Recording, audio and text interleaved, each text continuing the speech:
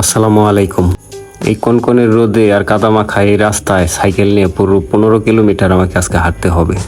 সাইকেলটা শুধুমাত্র একটা শো, কিন্তু পুরো রাস্তা আমাকে হেঁটেই যেতে হবে, হেঁটেই আসতে হবে। গন্তব্য মল্লিকবাড়ি সোনাখালী বাজার। আমি যে রাস্তা দিয়ে যাইতেছি এই রাস্তা আমার অনেক অনেক স্মৃতি জড়িয়ে আছে এখানে। এটা হলো ডাকির বিটা পাঁচগাঁও বাজারের উপর দিয়ে আমি যাইতেছি এখন। যদি বলা হয় আমার জীবনে কষ্টের শুরুই হয়েছে এই এলাকা থেকে, কারণ অনেক স্মৃতি এই এলাকার সাথে আমার জড়িয়ে আছে এবং কি অনেক মানুষের সাথে। এই পাঁচগাঁও ডাকির বিটা একটা কিন্তু হলো আমার নানির বাড়ির এলাকা। আমি সেই নানির বাড়ির এলাকার উপর দিয়ে এখন যাচ্ছি। মোটামুটি ছোটকাল থেকে আমি নানির বাড়িতেই থাকতাম, আর নানির বাড়ি থেকেই আমি ছোটকাল থেকেই পড়াশোনা করতাম, প্লাস মাদ্রাসায়। আমার নানা ছিল একজন ইমাম, একজন মসজিদের ইমাম সাহেব ছিলেন। আমি যে কারণে নানির বাড়ি থেকে এই হাফেজ পড়াশোনা করতাম। যদিও আমি হাফেজ হতে পারি নাই, সেই নসিব আমার হয় না, তার আগে এখান থেকে আমাকে চলে যেতে হয়েছিল।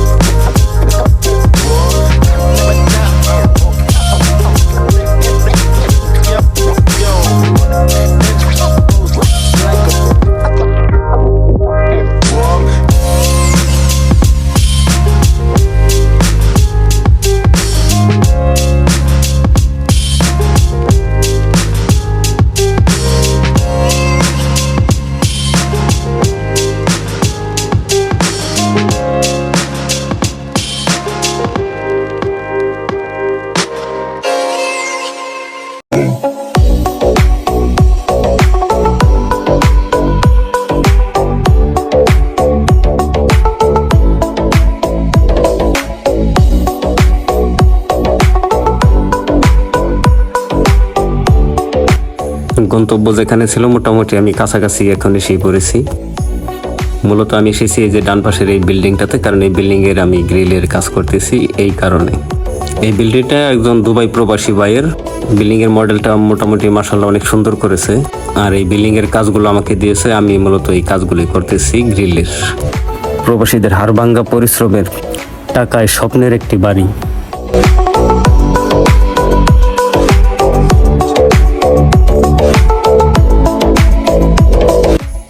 এই জানালাগুলো আগে আমি বানিয়ে দিয়েছিলাম, এখন শুধু বারান্দার জানালাগুলো বানাতে হবে। বারান্দার বেলকনির যে গ্রিলগুলো আছে গ্রিলগুলো বানাতে হবে। আর এই জানালাগুলো কিন্তু অনেক আগে বানিয়ে দিয়েছিলাম, মোটামুটি রোজার ঈদের সময়, রোজার ঈদের আগে।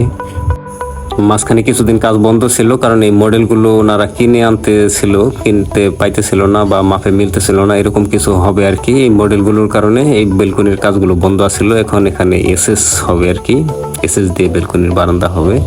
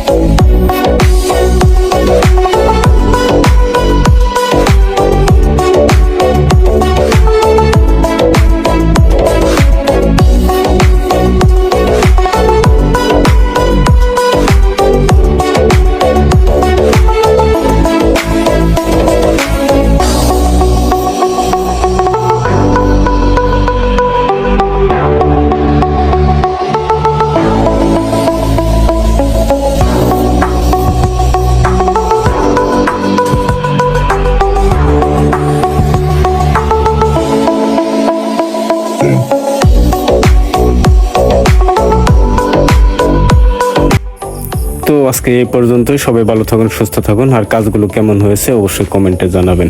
আল্লাহ হাফেজ।